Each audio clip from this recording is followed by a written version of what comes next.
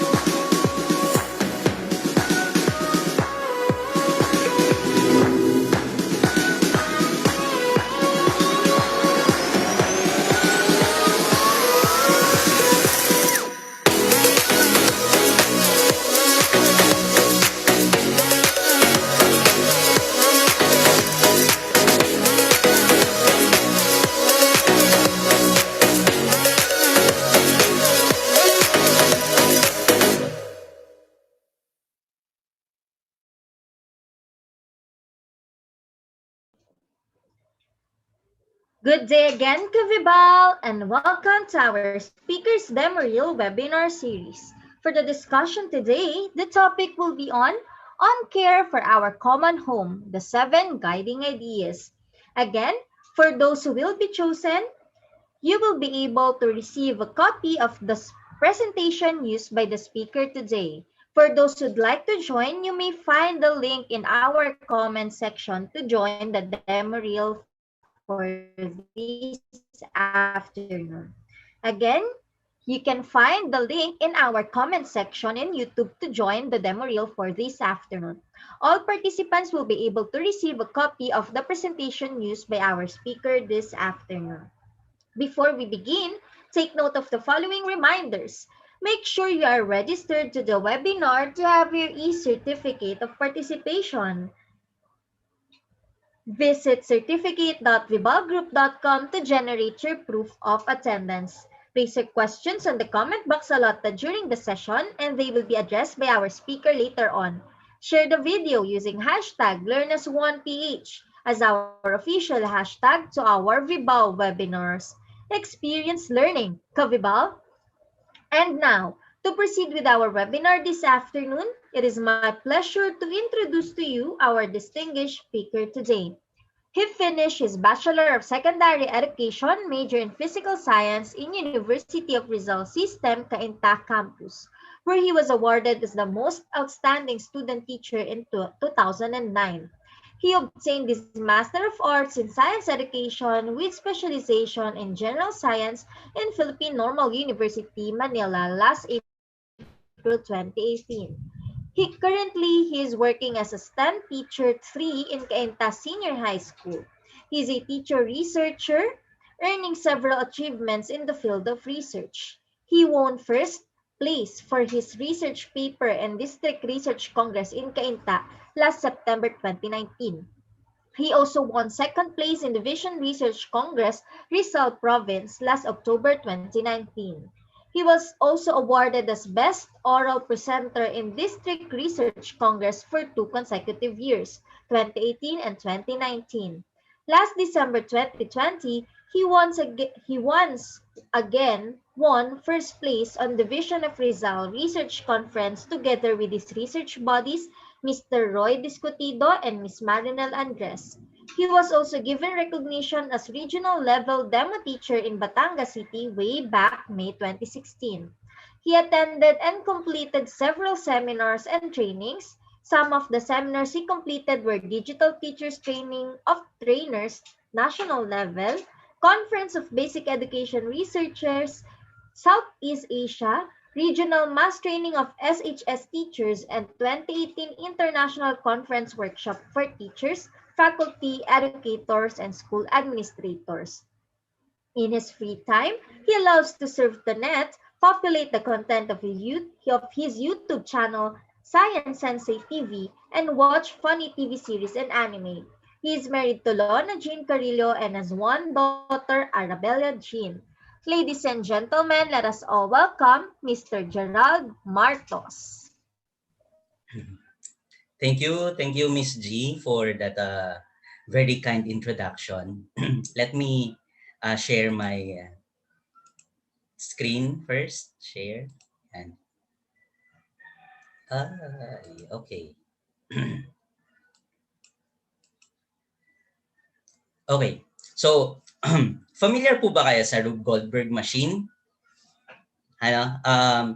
Anyway, by definition, Rube Goldberg machine is any complex contraption that uses a chain reaction and performs a simple task. No? Sige, panoorin po natin itong video na to.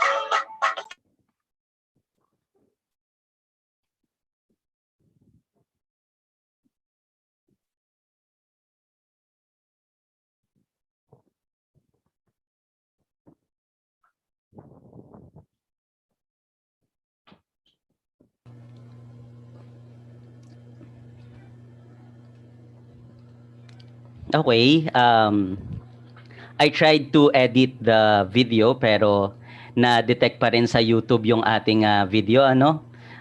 Pinalitan ko na siya ng music and inedit ko na siya pero na-detect pa rin ng YouTube. But anyway, thank you Miss G for that heads up. Um, the main idea is ano siya, medyo tricky yung pagkakagawa ng Rube Goldberg machine, pero it performs a very simple task, no? Parang chain reaction lang na ganun, dire-diretso lang. Okay? So, naririnig naman ng audio natin, malinaw na, no? Okay. So, for our participants here in Zoom, pwede po tayong sumagot, ano? And dun sa mga participants natin sa YouTube, pasensya na po for that video. Medyo nagkaroon lang ng technicalities. But you can watch the video in YouTube, no? Hanapin nyo lang yung Okay Go, These Two Shall Pass. Kasi yun yung title ng music video na pinagkunan ko. Pwede po kayong sumagot sa mga kasama natin sa YouTube, okay? So, first question, what have you observed on the video?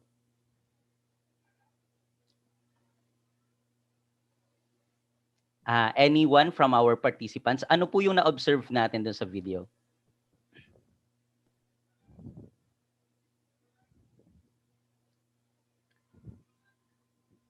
Ayan. Tingnan natin yung mga mga comments sa ating YouTube channel. Sa chat din. Paano ba makita ang chat dito? Observe on the video. Observe on the video. Anyone? Anyone po? Ano po yung napansin lang natin? General observations lang. Nagandahan ba kayo? Sir, ako po. Sige po. Sino po sila? Sir Joseph. Sir Joseph. Sige po, Sir Joseph. Okay. What have you observed on the video? Sir, na-observe ko sa video, sir, yung ginawa nila is talagang pang logical Albert Einstein. Kasi yung mga ganong mga bagay, kaya nilang gawing reality. Yung parang, yun ba, yung paggalaw pala ng bola, alam na nila kung paano yung motion, yung gano'n. Yung parang mahirap gawin, pero pag nagawa mo, nakaka-proud. Yun po observation ko. Ayun, okay. Thank you po. Thank you. Sino pa po? You're welcome po. Thank you, Sir Joseph. Okay, let's go to the next question.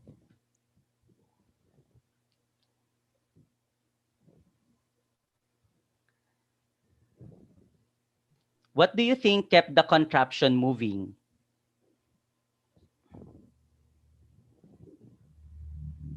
Ano po sa palagay natin? Ayan, maraming bumabati sa ating YouTube channel, no? Ayan. Ano po ang nagpagalaw kaya dun sa contraption? Siyempre, aside from the force, no, talagang nakaayos siya, okay? Force ang isa sa mga nagpagalaw. Ano pa po? Yung arrangement ng mga materials or ng mga simple machines, no? Yun po yung nagpagalaw talaga sa contraption or sa Rube Goldberg machine. Okay, next. Next po. Ayan. What word would best describe the entire process? One word lang po. What do you think is the word that would fit to describe the entire process? Anyone? Ayan, ang sabi ni Ma'am Desiree, logic and strategy matter daw, no? Logic, strategy, okay. Ano pa po? Sir, ako po. Yes, Sir Joseph, kayo po ba yan? Okay. Ako po to. Yes po, sir. Yung parang din sinabi ko kanina, tama din sinabi sa YouTube viewer na logical, talaga yung tipong hindi kaya ng isang tao gawin yung ganyan. Pag ginawa niya, talaga parang meron siyang extraordinary idea, ganun po. Logical and intelligence talaga. Logical, ano? Logical. Okay, thank you, Sir Joseph. Thank you po. Well, the video is a good analogy of what happens to our nature. Okay po? So, to further discuss that, welcome to Speakers Demo Reel. And Anyway, ang hinahanap pala nating word ay yun po, interconnectedness, no? I think there is a relationship between the machines involved, no? The connection of the machine kept the contraption moving aside from the force, and the term interconnectedness really made the Rube Goldberg machine successful. Okay, so um, the term interconnectedness is a good analogy of what happens to nature. No? To further discuss that, welcome to Speakers Demo Reel, and we are live on YouTube, and I am Mr. Gerald S. Martos, your demonstration teacher today. You can find me at my email address, gerald.martos01@deped.gov.ph, and on my YouTube account or YouTube channel, Science Sensei TV. Okay, let's first define nature. Nature, in the broadest sense, is equivalent to the natural, physical, or material world or universe. Nature refers to the phenomena of the physical world and also life to general. So, technically, as the definition suggests, nature could be found at the smallest subatomic particles or elementary particles. These are the building blocks of the universe, or at the largest galaxies. No, you can find nature there, and in between these regions, we can find these beautiful sceneries. No, the first one is a parang postcard. No, from that is waterfalls from Australia. This one is Lake Baikal, the deepest freshwater lake in the world, no, from Russia.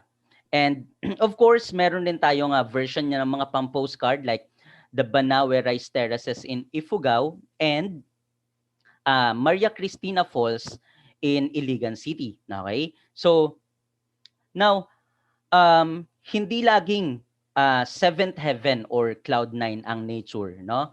Hindi laging ganon ang itsura. Minsan may mga bad side din yung or parang bad or negative consequences yung mga ginagawa yung tao sa nature, kaya nagkakaroon tayo ng ganyang eksena, no? So scenes like this are attributed to human activity.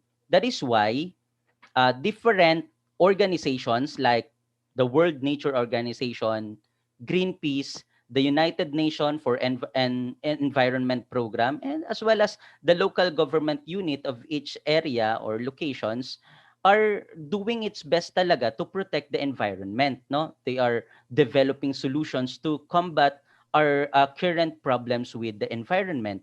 And as our own contribution, no, I personally believe that in order for us to understand what is happening to our environment, no, we have to learn something about it. And these are the 7 guiding ideas on taking care for our common home. No, these are also known as 7 environmental principles. So the first one is nature knows best. It is the most basic, and it encompasses all the other principles. No, according to this, humans have to abide or have to understand nature and have to abide by the rules nature dictates. Kasi kapag hindi raw sumunod yung mga tao sa nature, nagkakaroon ng problema. No, so for example, in this particular figure, ano napapansin natin sa figure na yan? Sige, sagot lang po tayo, no? Dun sa mga kasama natin sa YouTube, type lang kayo ng answers dyan para may interaction. Ano napapansin natin dyan? It's an aerial view, no, of a village, no, a well established village. And ayan. Ano pa? No, medyo kikita na natin, no, marami ng mga cemented areas. Tama? Marami ng mga cemented pavements, okay? So, ano kaya mangyayari kapag umulan sa area na yan? Ano kaya mangyayari? Hindi ko po No, sir. makita yung mga chat ang mga chat nila. Paano kaya ito?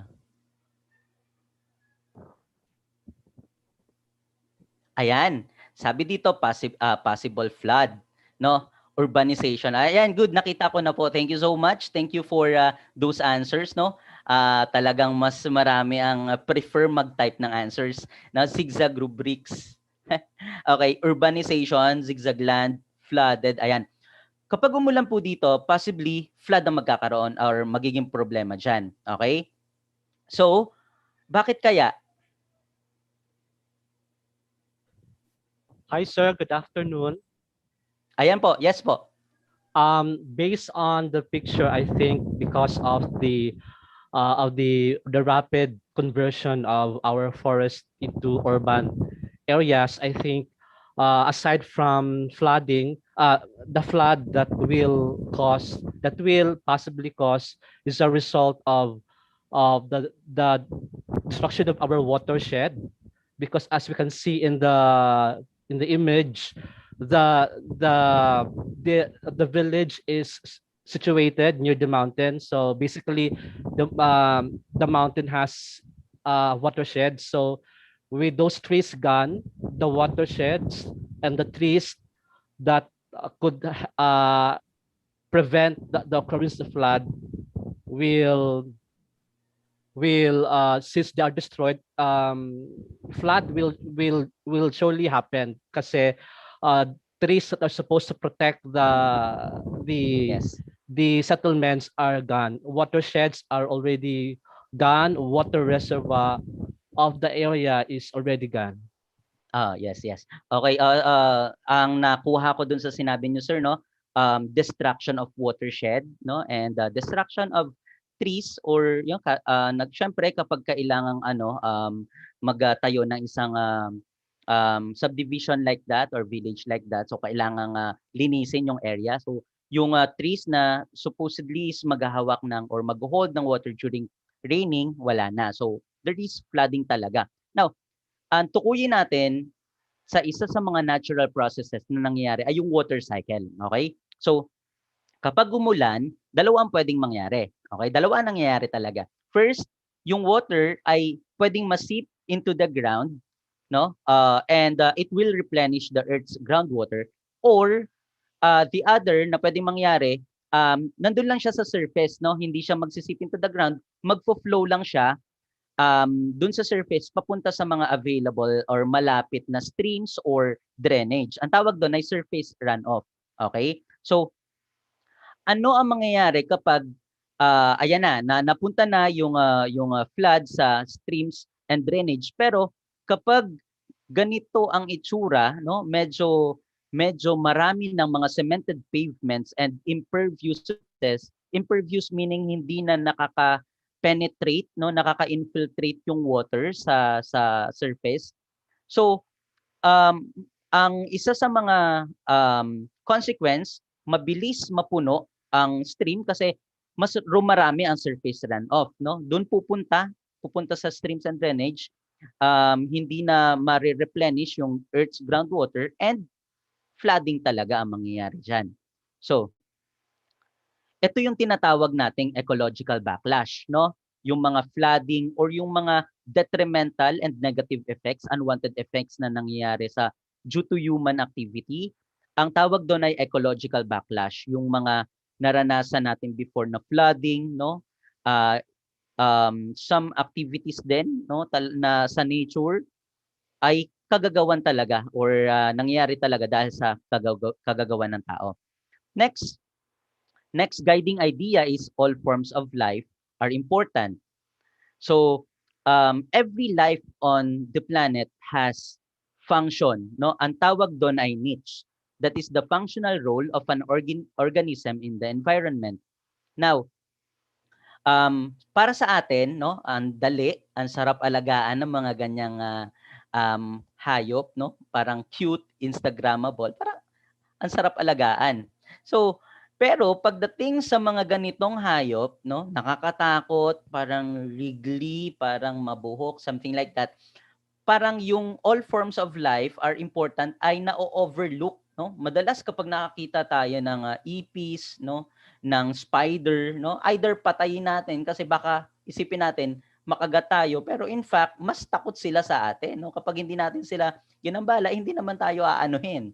Okay? So sabi diyan, lahat ng hayop ay may role, no? So parang yung biodiversity, yung nag-compose ng lahat ng living organism sa planet, parang puzzle piece yan, parang jigsaw puzzle. Kapag nawala yung isang species, pwedeng syempre hindi mo mabubuo yung jigsaw puzzle, magkakaroon ng imbalance sa nature. Okay? Ayan. Third one is everything is connected to everything else. Yeah. Best exemplification of that statement is spheres of the earth. Familiar po ba tayo sa spheres of the earth? Elementary, high school science, ano-ano po yung spheres of the earth natin?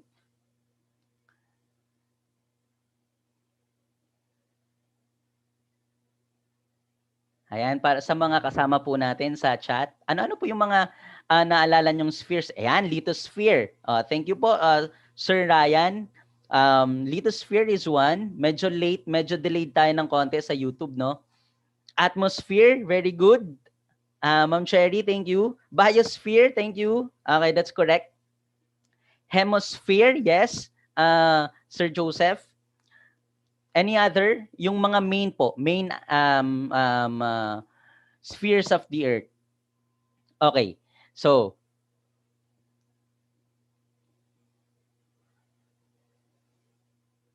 one sphere is, yes, the atmosphere, the gaseous portion of the earth.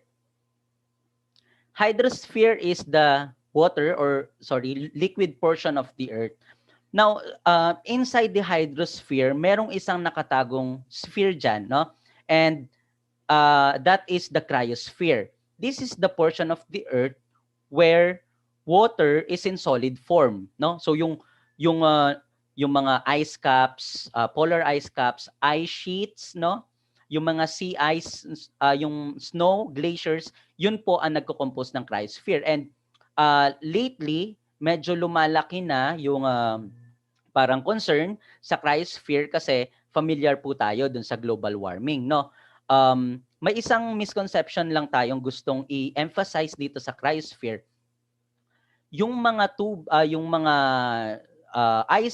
polar ice sheets, no, na nasa tubig, hindi talaga malaki ang effect nun sa pagtaas ng water level, no? Hindi talaga siya ang malaki ang epekto. Bakit? Kung titingnan natin sa analogy, for example, meron kang glass, okay? Meron kang glass of water, may yellow 'yon. Kapag natunaw yung yellow, i-observe natin yung yellow, no? 90% ng yellow nakasubmerge na, no? Almost 90%.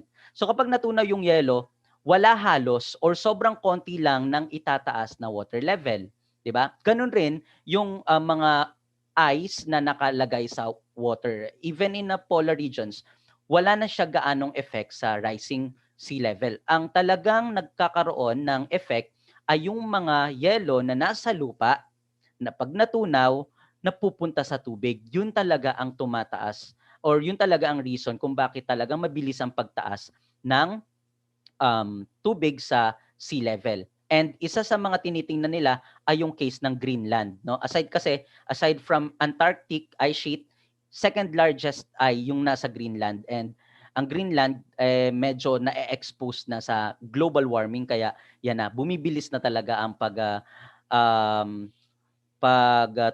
katunaw ng yelo. Okay? So, another is the lithosphere or the solid portion of the earth. Now, these three will make up the biosphere. Without one sphere, biosphere is not possible, 'di ba? Kasi kapag walang hangin, paano mabubuhay ang tao? Kapag walang lupang aapakan, paano mabubuhay ang tao? So, diyan natin nakikita na everything is connected to everything else. Diyan sa loob ng biosphere, makikita natin yung Anthroposphere na sinasabi.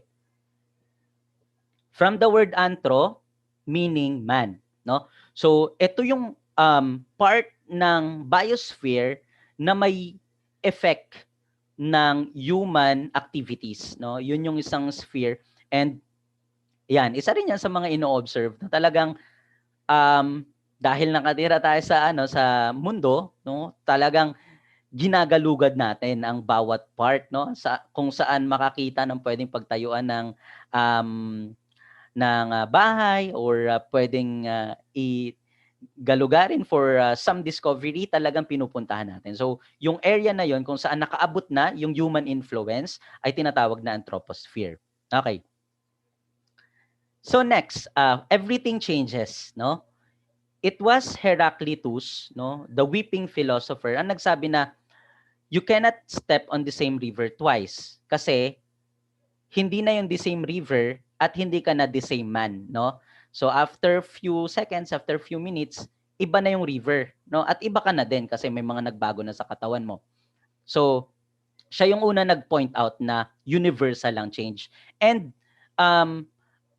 geologically speaking, may tatlong klase ng changes na nangyayari. Linear, cyclical, and random. Now sa linear, diretso lang siya. So linear is from simple to complex. Simple to complex. So parang evolution of species, no? Una muna simple one-celled organism, and then naging multicellular, no? From from simple bacteria, naging naging fish, naging birds, no? At ang pinaka-apex, no? Ang apex ay humans, no? Ang cyclical, ito yung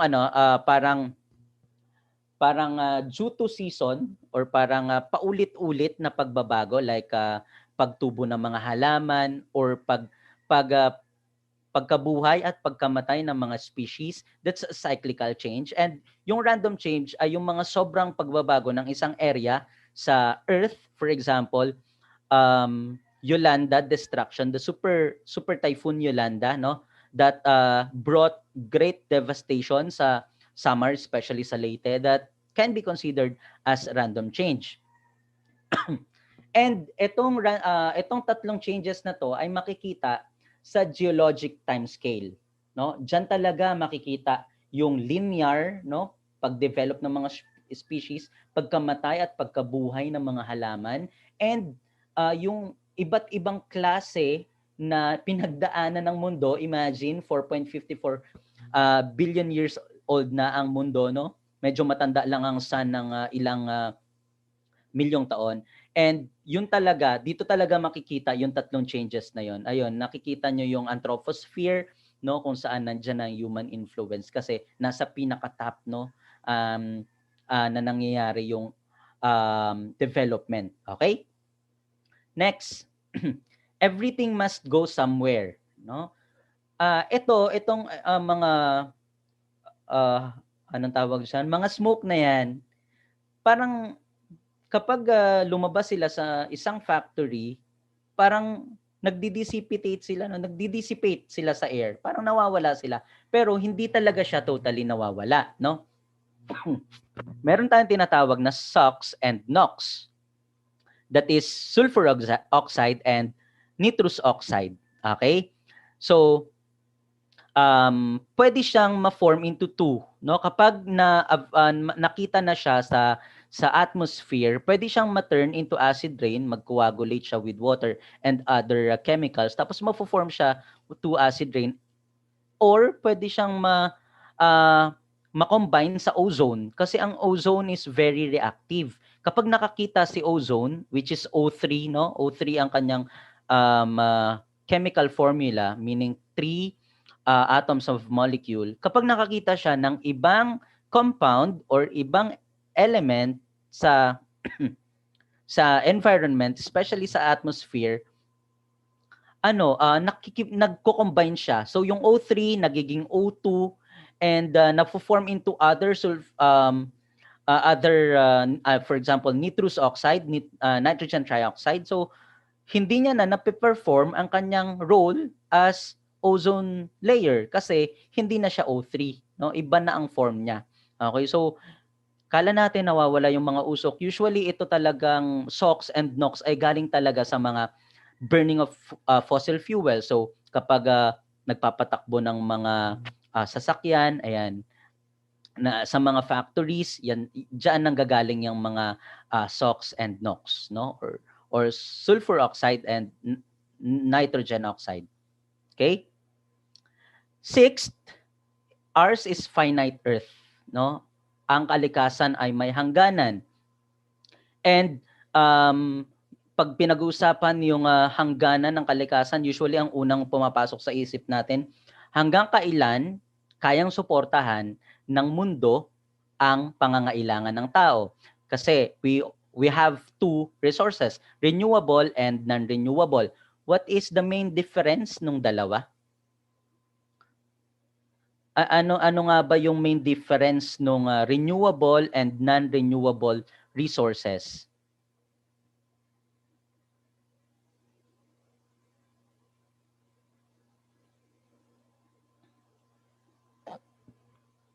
Renewable, replaceable. Yes. Thank you, Sir Ryan. How about non-renewable resources?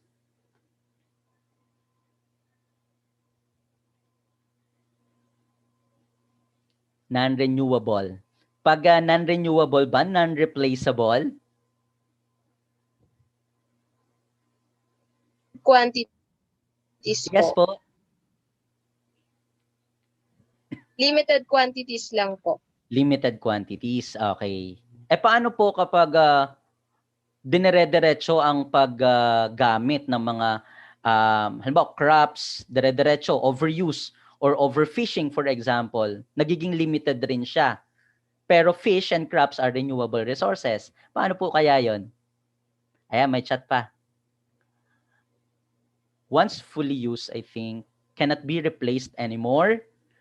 Okay, okay. Sige po. Thank you for the answers, no? Tingnan po natin ang main difference. Ayan, so then, time of replenishment, no? Yun lang po talaga ang difference nila. Ano po yung sinasabing time of replenishment? Pag renewable resources, mabilis siyang mapalitan, no? It would take years o months, pwede po siyang mapalitan. Pero kapag non-renewable resources, mapapalitan po siya. But it would take 1,000 to million of years para mapalitan. Kagaya ng mga ginagamit nating mga fossil fuels ngayon, no? Like diesel, gasoline,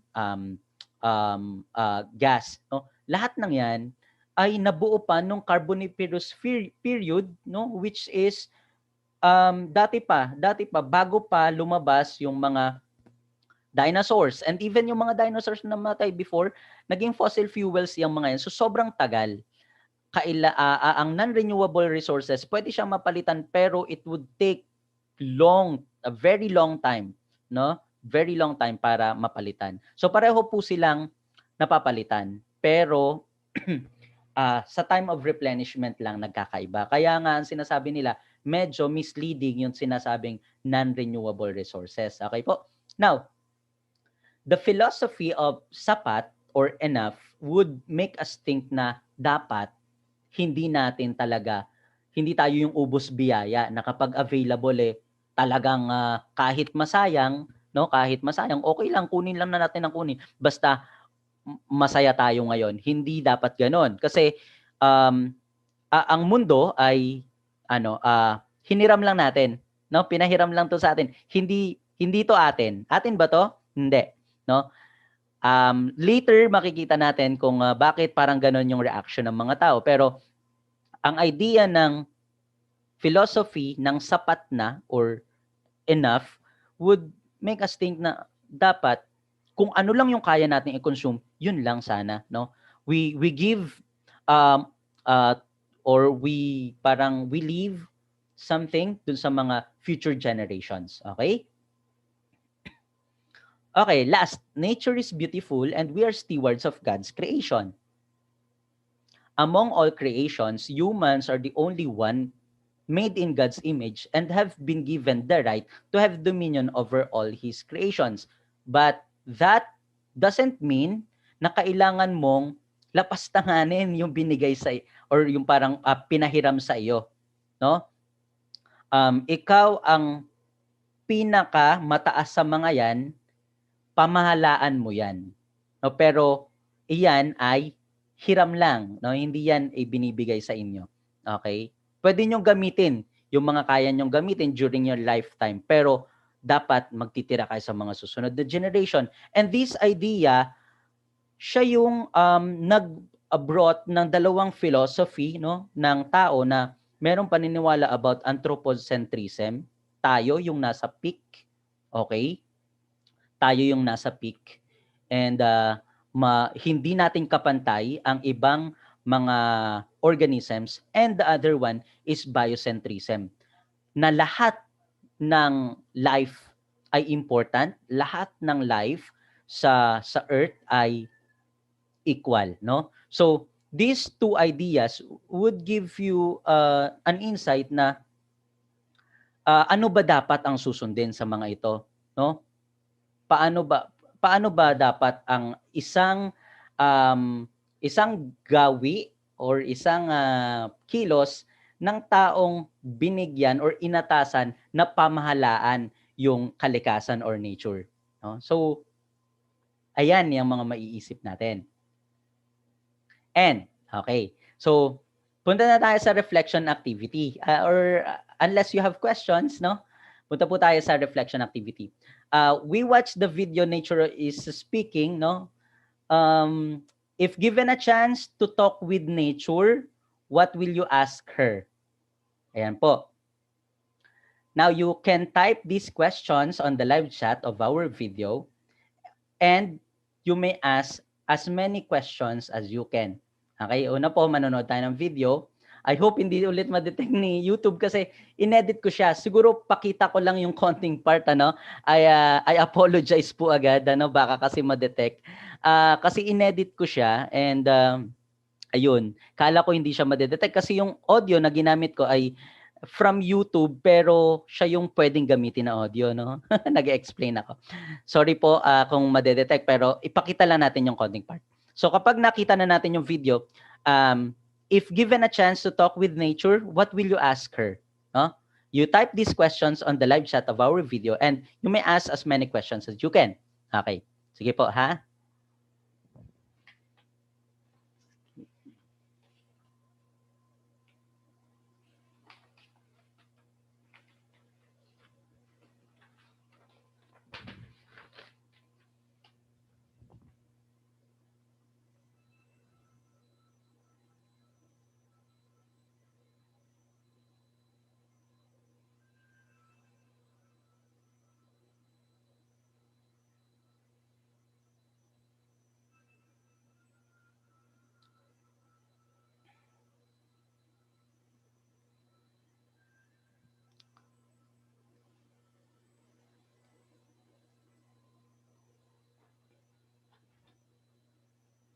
Pakita lang po natin.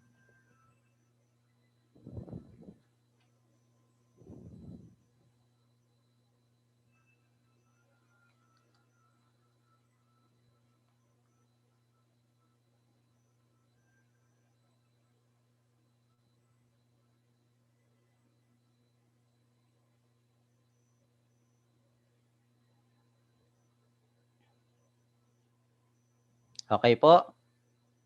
Okay. Okay na po siguro yun, no? Baka po ma-detect ulit tayo ni YouTube. Okay? So, share lang ulit natin ang ating screen. Thank you po for bearing with me. Ayan.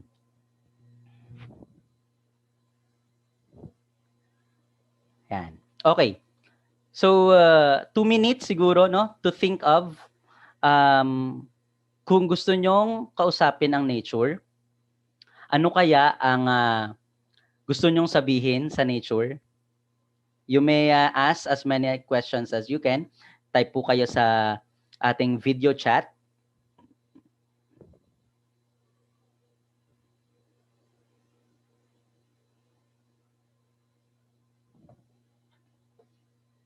Ano kaya ang magandang itanong sa kalikasan? Parang ako ay mahihiya na ako magtanong.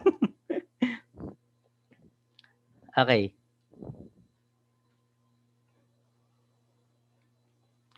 Two minutes. Ayan, sabi dun sa ano, no? Mother Nature, how are you? What do you want us to do? Thank you, Ma'am Rochelle Generoso.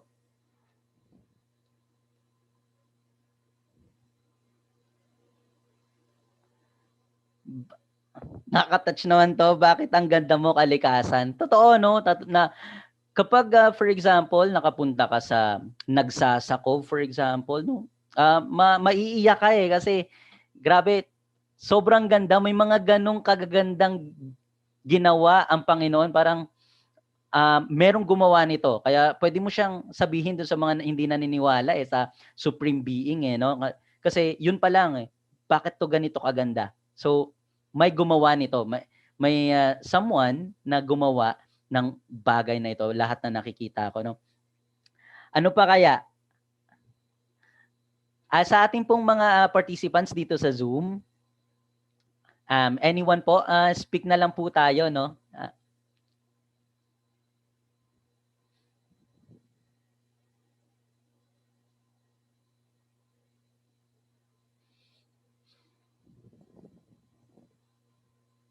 Anyone? Tingnan po natin ang chat. Ayan. Dear Mother Nature, how can we humans best help you in your plight? Okay, that's good. Okay, ayan.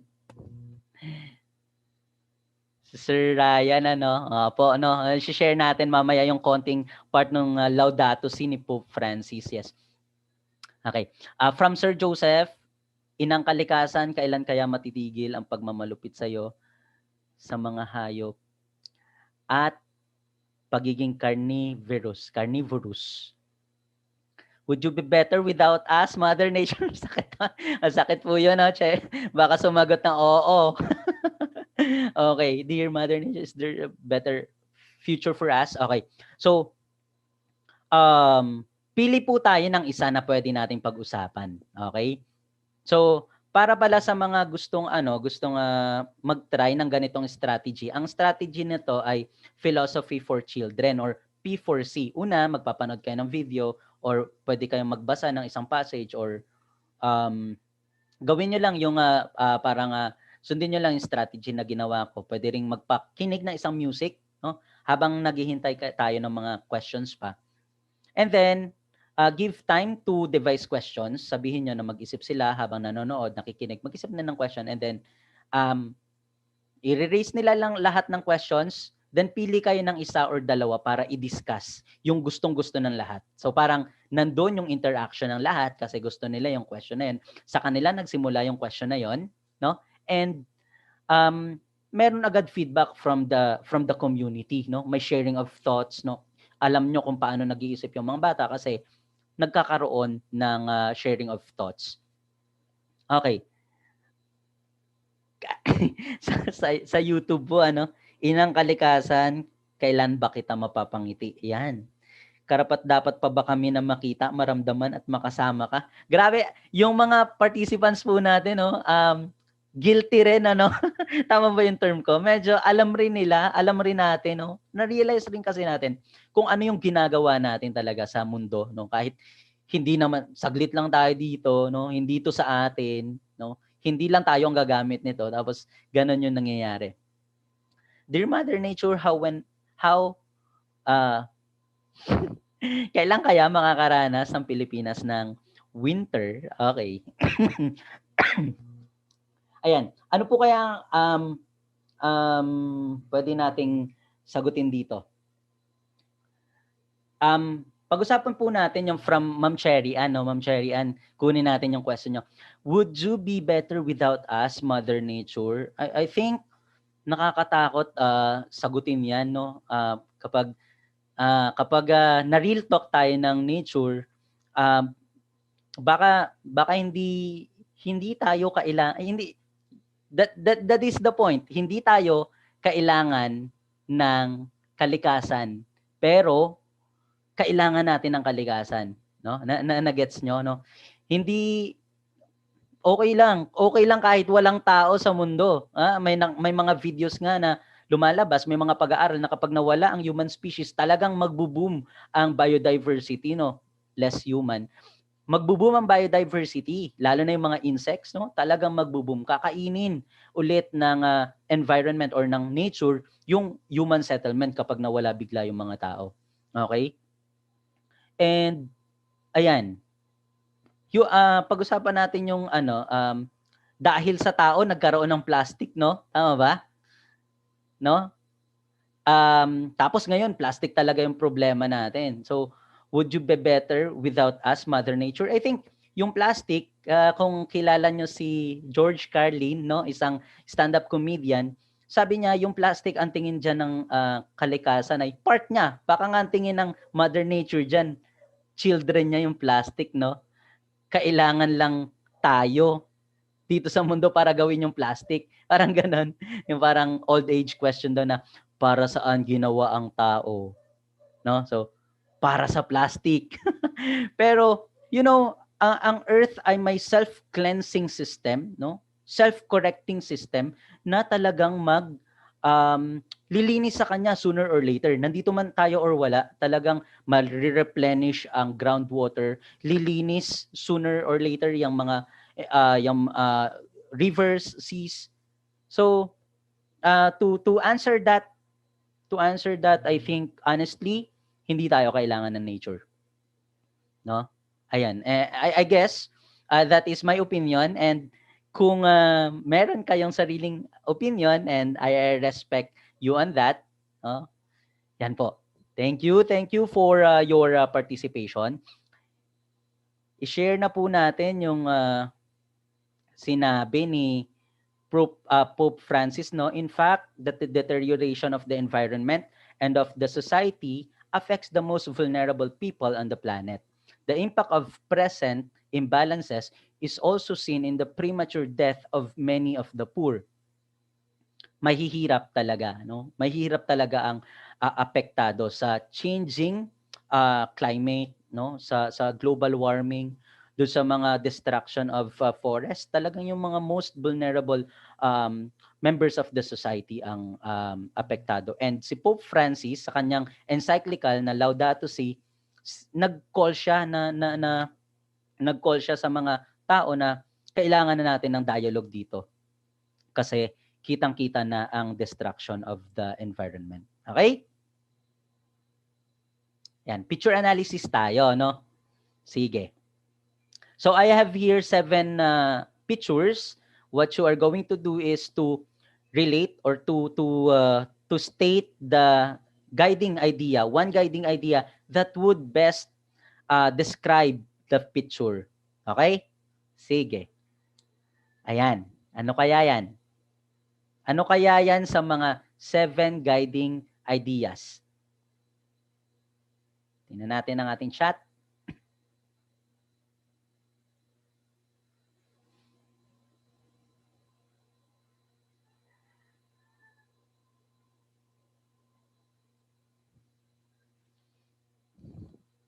We are interconnected.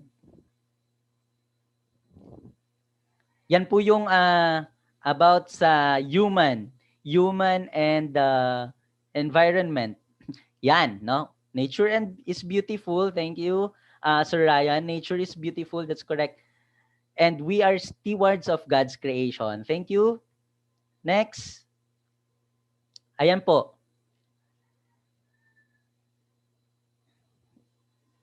Ano po ang nagre-reflect na guiding idea dyan?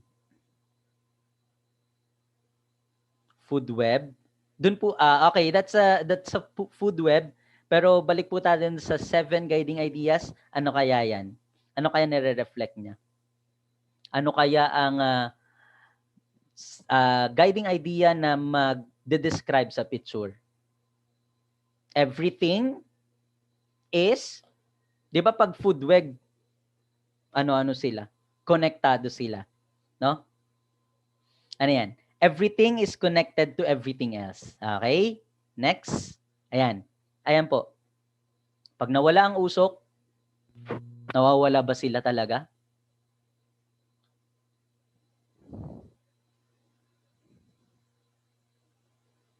Ayan po, hintayin natin ang sagot ng ating mga kasama sa Zoom. Interconnectedness, interconnection. Doon po sa pitong guiding idea po tayo, no? Guiding principles, wala po, sige, wala po kasi tayong Okay, everything goes somewhere, no? Everything goes somewhere po iyan. Okay? Next po. Ayan, lahat ay nagbabago. No? Everything changes. Ayan. Fossil fuels. Ano po kaya yan? Fossil fuels ay ours is finite earth, no? May hangganan ang kalikasan. To, different species, all forms of life are important. And the last one, yung yung unang-unang guiding principle, no? Yung guiding idea ng nature. Nature, bakit pinipilit niyang mabuhay? Nature knows best. Okay? Nature knows best. And concept check po tayo, sandali lang. Sagot lang po tayo sa YouTube, no, at sa Zoom. Okay.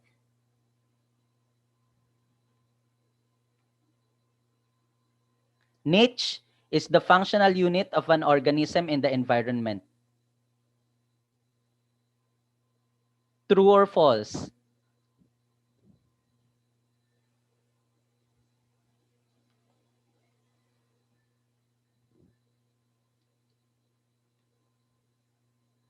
True or false po?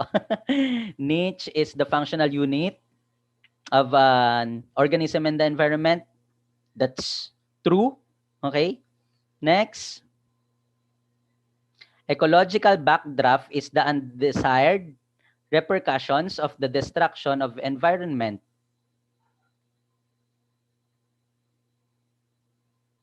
That's false. It's not ecological backdraft but ecological backlash, no? Ang backdraft ay yung nangyayari kapag may sunog, no? Yung backdraft kapag nasusunog yung isang room, tapos sa area mo wala pang sunog, huwag mong bubuksan yung pinto kapag mainit yung hawakan kasi pwedeng magkaroon ng explosion kasi biglang mag-i-introduce ka ng maraming oxygen. That's backdraft.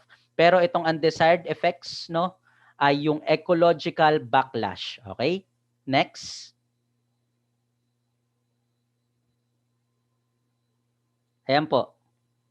Nature is equivalent to natural, physical, and material universe. True or false?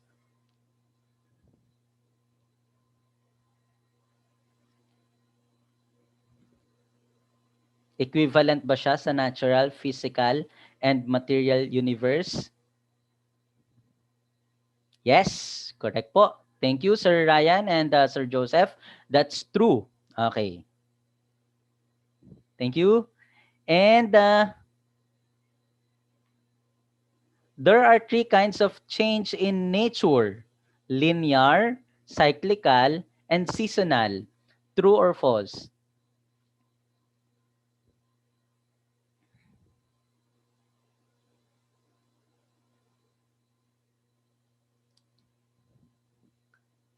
Meron ba? Meron tatlo, no? Tatlo. Sure tayo doon. May tatlo. Linear, cyclical. Pero ang huli ba ay seasonal? It's random. No? So that's false. Okay? And the last one, Anthroposphere is part of the environment that is modified by human for use in human activities and human habitats. Okay. Thank you po, Sir Ryan and Sir Justine. That's true. Okay. So, what questions do you have? May tanong po ba? Miss G, ready na tayo sa questions? Thank you so much. If you have questions po sa YouTube, Pwede po tayong mag-type ng questions diyan, and tingnan rin po natin dito sa Zoom kung may mga tanong po ang ating mga respondents. Ang Thank you mga very much, kasama sir, natin. for your very interactive demo teaching session. We will now proceed to our question and answer portion. Again, like what sir have mentioned, you may type in your questions in our comment section, or our joiners or our teachers here in the Zoom meeting may also raise their questions through the chat box or by chatting here or by asking sir directly. Okay, so first, we have a question from Maria Rosario Dizon Turqueza. Is COVID-19 your way of getting back at us? I think this is for the Mother Nature. Do you think, sir, that COVID-19 is a way of the natures getting back on us? Um, um, personally, kasi ang kakaiba ang virus no?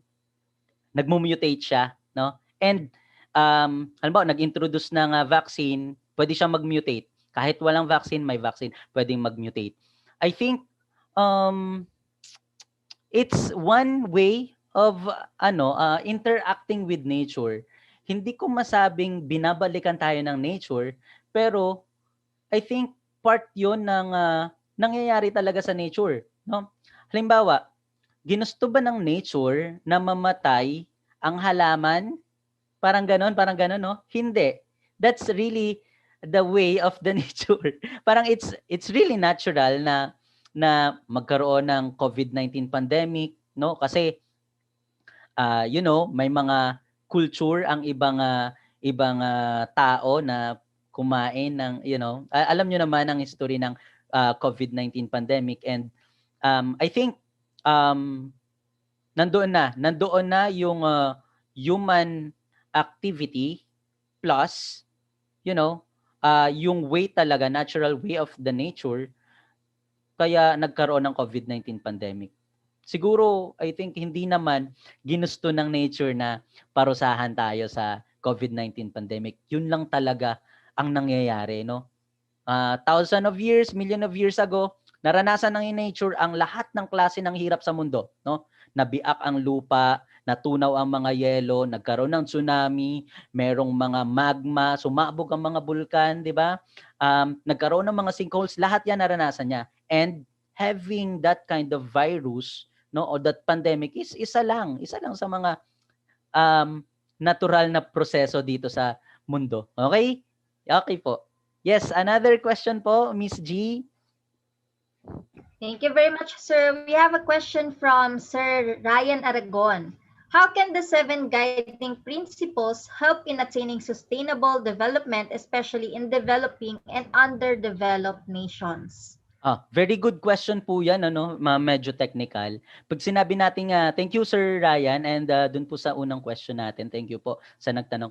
Pag sinabi nating sustainable development, there would come a time dapat na maayos, no? Gaganda ang resources natin, maganda ang buhay, maayos, hindi nag-aagawan sa resources, something like that, no? Prosperous ang environment as well as people without really harming the environment. So paano po nakakatulong yung 7 guiding principles? Actually, ito po yung tinitingnan ng mga lawmakers and policymakers para pag-aralan ang mundo, no? It's guiding. Sobrang lawak niya, and sa loob ng bawat principle, may kanya-kanya pa siyang mga issues like yung mga pinakita ko kanina. So paano siya makakatulong sa underdeveloped nations? Simple lang. For example, kapag na-realize natin that our nature is not infinite, hindi walang hangganan. I mean, alam natin na ang nature ay may hangganan. No? Kapag na-realize natin yan, and yung mga policy makers natin, pag na-realize nila yan, hindi sila basta-basta, alam niyo yun, hindi sila basta-basta dapat nagpapasa ng mga batas, for example, na talagang detrimental sa nature. No? And hopefully, yung mga tao especially yung mga makapangyarihan, gamitin nila yung kapangyarihan nila, yung yaman nila, to conserve and use the resources wisely. Kasi ito lang ang ating home. Kaya nga common home, no? Ito lang ang ating tirahan, no? Sa buong solar system. I do not know in the other parts of the galaxy, yun ang tinatry ng NASA and the other space agencies. I do not know kung may nakita na silang proof of life. Merong proof of life, sabi, pero you know, hanggang hindi tayo nakakita ng isang village na may mga tao natural na nabubuhay, walang mga oxygen mask, ito lang ang natural na ating tahanan. Okay? So I do hope yung mga yung mga guiding ideas na yon talagang makatulong sa bawat isa na ma-realize kung gaano kahalaga itong ating tinitirhan ngayon. Yes po. Thank you, Sir Ryan. That's a very good question po. Thank you very much, sir. And for our last question, I think Sir Joseph would like to ask it personally to you po. Good afternoon, Sir Gerald. Hi, Sir, hi, Sir Joseph. Yes po. Sir, my question for you. Sir, madami pa rin pong gumagamit na plastic. Madami pong gumagamit na plastic dito sa ating bansa. Pero may ibang lugar naman po sa atin, katulad ng Makati, Muntinlupa, Laguna, Batangas, at iba pa mga probinsya, gumagamit na po ng eco bag or naman yung paper bag, yung pang supot ng pandesal, yung kulay brown. Paper bag. Substitute for plastic para kasi po para po maiwasan po ang mga flooding at higit sa lahat yung delikado po ng plastic. Ano po opinion niyo po? Ano po ang opinion niyo at masasabi niyo po sa mga ibang lugar pa po na gumagamit ng plastic na kailangan na pong iwasan? Oo, familiar po ba kayo dun sa biodegradable plastic? Na kapag nalagyan ng tubig, no, na baon sa lupa, nade-decompose rin siya, no? May mga ganun ng plastic ngayon kasi yung mga plastic before talaga, no, yung mga for example, balat ng shampoo, no? Parang nabaon na yun ng ilang taon, 10 taon, no? 15 years, magugulat ka sa backyard nyo, nandun pa, naalala mo, ito pa yung dating version ng ganitong shampoo. So, ano yung opinion ko? I think, mas maganda idiretso ng mga local government unit and gayahin ng iba pang mga local government unit yung paggamit ng eco bag and paper bags, no? Kasi, sa una lang tayo medyo mahihirapan dyan kasi talaga namang mahirap magdala ng maraming grocery gamit ang paper bag. Nararanasan nating mga adult yan, di ba? Pero kapag alam mo namang bibili ka ng maraming, groceries, pwedeng ipabox mo na lang siya. Kami, pinapabox na lang namin. Or talagang magdadala ka ng eco bag para hindi mo na kailangan bumili, no? So may mga cases na bibili ka ng eco bag pero eco bag kasi binibili 'yon, di ba? Or pwede ka rin gumawa sa mga cloth kung talagang advocate ka ng environmental protection. So I think magandang practice 'yon na meron tayong no straws Wednesday, no? Yung may mga ganun, hindi magbibigay ng straw, no? So inumin mo na lang sa baso, iuwi mo sa bahay, something like that. Magandang gawin 'yon. It's a small step pero kapag marami ang gumawa, no, kumalat sa buong Pilipinas and sa buong mundo, I think makakatulong siya sa lessen ng mga non-biodegradable materials. And dapat yung mga non-biodegradable dapat hindi, 'di ba, sinusunog. Mas maganda diyan talaga i-segregate, no? Ano yung mga tin can, something like that, plastic, tapos i-recycle. Okay? Yun po. Maraming salamat po sa question. Miss G? You're welcome, sir. Thank you very much, sir. That's all the questions we have for now. Any last reminders to our viewers for today po? Ayan. So, this has been your science sensei, and for more science research, teacher education, and other educational videos, please visit my channel, no? Science Sensei TV. Marami pong mga content doon na para sa teachers. And thank you so much. Please subscribe po. Ayan. And one last po pala, no? Thank you. One last po, Miss G. Naalala niyo yung pinakita kong video kanina, yung Rube Goldberg machine, no? I really apologize po dahil nag-stop po yung video natin. Pero the title of the video is These Two Shall Pass, no? It's nagandahan lang ako dun sa title, These Two Shall Pass, kasi parang gaano man kapangit or kabad yung nangyayari sa isang sa iyo or sa atin ngayon, it will not last forever, no? Like pandemic, no? Yang nangyayari sa ating kalikasan, I do hope na it would not last forever.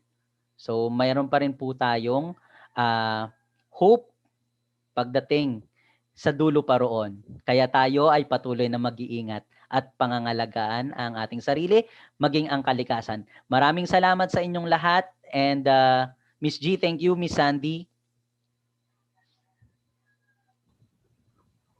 There we have it. In behalf of Vibal Group Incorporated, I would like to thank our speaker for today for this very interactive and insightful demo teaching session. It is an honor to have you with us today, sir. And of course, special thanks to our teachers who acted as our participants or students for this afternoon. Sir Ryan Aragon, Ma'am Cherry Ann Panton, Sir Joseph Odelon Hermitaño, Sir Justin Chan, Ma'am Lizelle Corte, and Ma'am Elvira Tagaktak. You may download the presentation used by our speaker today in our chat box. And to all our Kavibal viewers, all thanks to you for your continuous patronage to our daily learning session.